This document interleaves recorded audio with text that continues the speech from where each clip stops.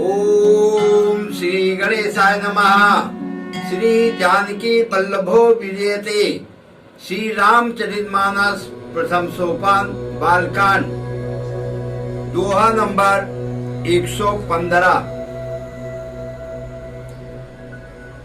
ओम या कुन्देन्दु तुषारहार धवला या शुभ्रवस्त्रावृता या वीणा वरदंड मंडित करा या श्वेत पद्मासना या ब्रह्माचित शंकरा प्रभृतिभिर देवैः सदा वंदिता सामां पात सरस्वती भगवती नीशेषु जाड्यापा।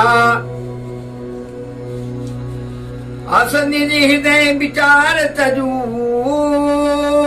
संशय भजु राम पदे सुन गिरिराज कुमार भ्रम तम रवि करे बचन ममे।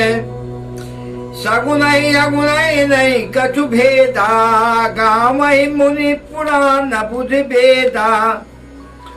अगुन रूप लख यज जोई भगत प्रेम बस सगुन सोई। जो गुण रहित सगुन सोई कैसे जल ही में अपल बिलग नहीं जैसे। जासु नाम भ्रमति मेरी पतंगा तेहि किम कहिए विमोह प्रसंगा। राम सच्चिदानंद दिनेशा नहीं तमोह निशा लवलेशा। सहज प्रकाश रूप भगवाना नहीं ता पुण्य विज्ञान बियाना। हरस विषाद ज्ञान यज्ञाना जीव धर्म यही मिति अभिमाना। राम ब्रह्म व्यापक जग जाना परमानंद परेश पुराना। पुरुष प्रसिद्ध प्रकाश निधि प्रगट परावरनाथ। रघुकुल मणि मम स्वामी सोई कैसी नाथ। सियापति रामचंद्र शरणम उमापत महादेव शरणम। निज भ्रम नहीं समुझैया ज्ञानी प्रभु परमोहर नहीं जड़ प्राणी। जथा गगन घन घटल निहारी झाप्यो भानु कहीं कुविचारी। चितऊ जो लोचन अंगुल लाए प्रकट जुगल ससित के भाये। उमा राम विषय कयस मोहा नभ तम थम धूरी धूरी जिमि सोहा। विषय करण सुर जीव समेता सकल एक से एक सचेता।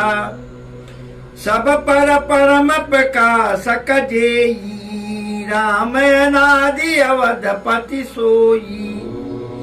जगत प्रकाश से प्रकाशक रामू मायाधीश ज्ञान गुण धामू।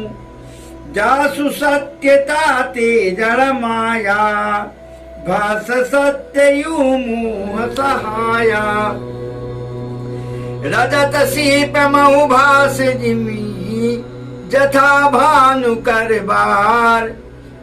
जदपि मिसात्यु काल सोई भ्रम न सकई को उतार। सियापति रामचंद्र शरणम उमापति महादेव शरणम पवन सुत हनुमान शरणम।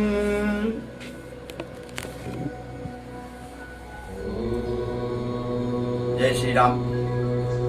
आदरणीय प्रियजन बंधुओं, शिव जी देवी उमा को कथा सुनाने के लिए बैठे हुए हैं। समझा रहे हैं प्रभु श्री राम के बारे में। हे देवी उमा, प्रभु राम के विषय में बिल्कुल संदेह करने की जरूरत आवश्यकता है ही नहीं।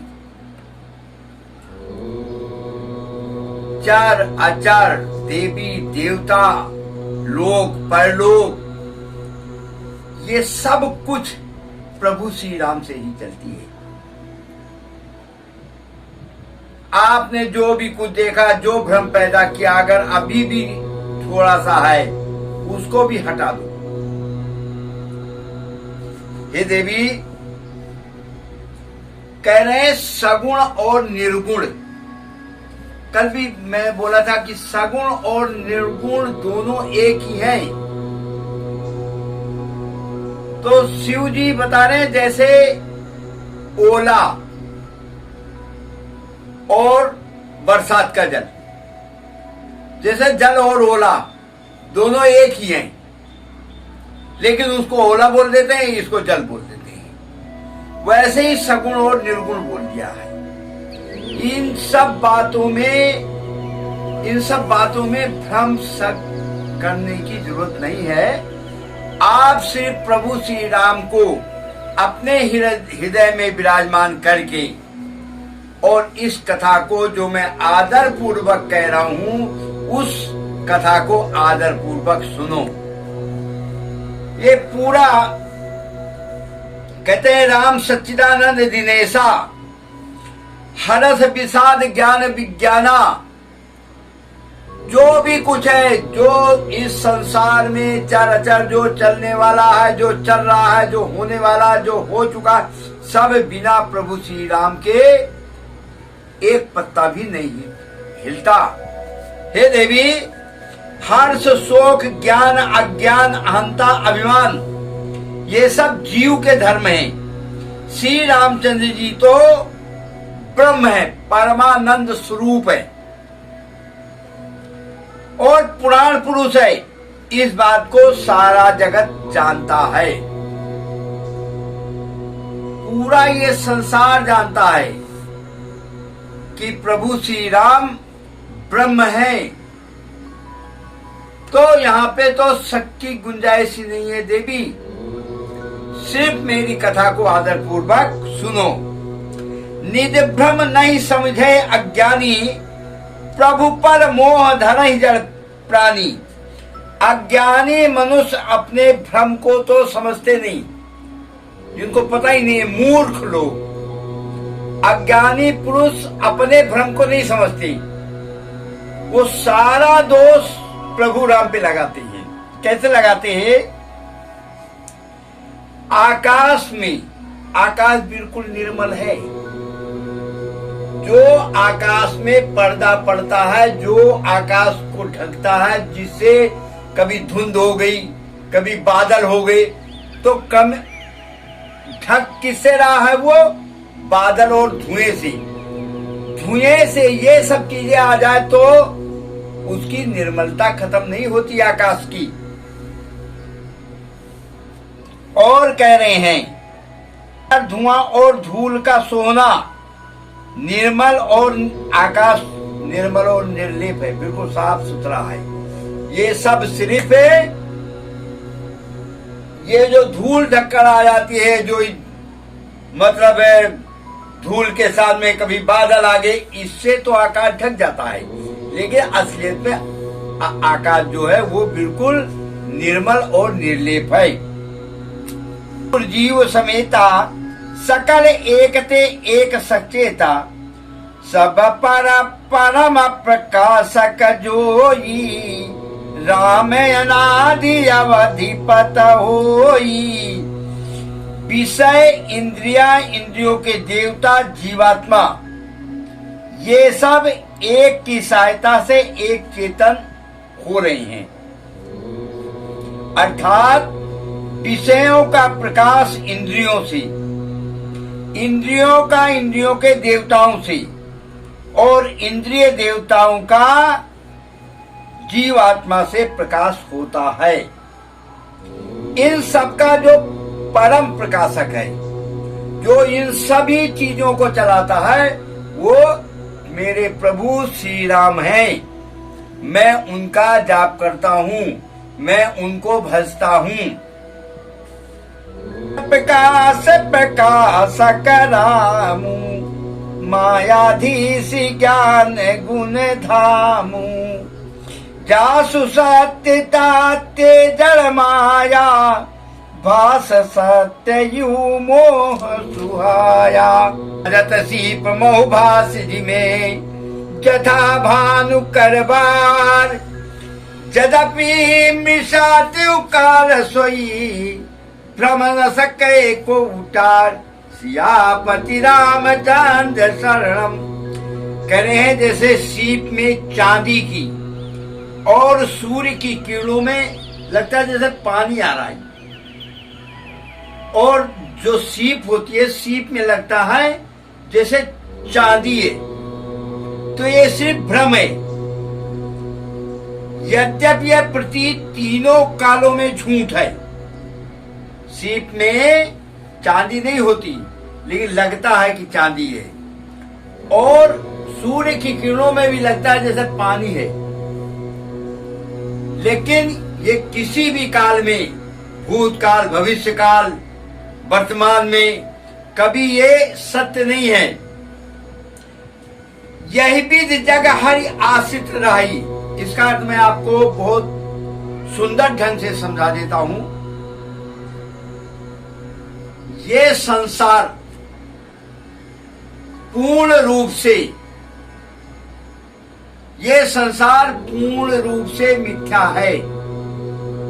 मैं पिछले प्रसंग में भी बताया था, ये संसार पूर्ण रूप से मिथ्या है। यद्यपि ये असत्य है। इस संसार को जो सब लोग देख रहे हैं ना, ये भगवान के ऊपर ही आश्रित है, लेकिन ये झूठ है। संसार पूरी तरह से मिथ्या है। मैं इसका एक बार और समझा दूं आपको, जो नए लोग सुनते हैं उनके लिए विशेषकर। ये संसार, इसमें तीनों लोकों में जो भी जड़ चेतन, जो भी नर मनुष्य प्राणी देवी देवता, सब कुछ ही ये संसार ही पूरा ये भगवान के आश्रित है। लेकिन फिर भी कहा गया है कि ये संसार मिथ्या है। ये संसार झूठा संसार है। ये ब्रह्मा जी का रचा हुआ पूर्ण रूप से प्रपंच है। ये मोह माया का जाल बिछा हुआ है। तो इस मोह माया में ना पड़ के जो हमारा मुख्य कार्य है, हमें वो मुख्य कार्य करना होता है कि हम अपने आप को जान लें। अपने आप को कैसे जानेंगे? जो हमारे अंदर एक छुपी हुई शक्ति जो काम कर रही है, जो हमारी आंखों को हिलाती है, जो हमारे हाथ पे हिलाती है, जो हमारी सांस चलाती है, उस अदृश्य शक्ति को जानने के लिए हमें कार्य करना पड़ता है। अब हम उसको जानेंगे कैसे? उसको जानने का साधन रामचरितमानस है, सत्संग है, गुरुओं का सानिध्य है। इस तरह से आप इस शक्ति के बारे में जानेंगे, और अगर इस शक्ति के बारे में जानेंगे तो आप इस भ्रम जाल से आपको छुटकारा मिल जाएगा। बोलो सियापत रामचंद्र की जय, उमापद महादेव की जय, पवन सुत हनुमान की जय। जय जय सीताराम की जय।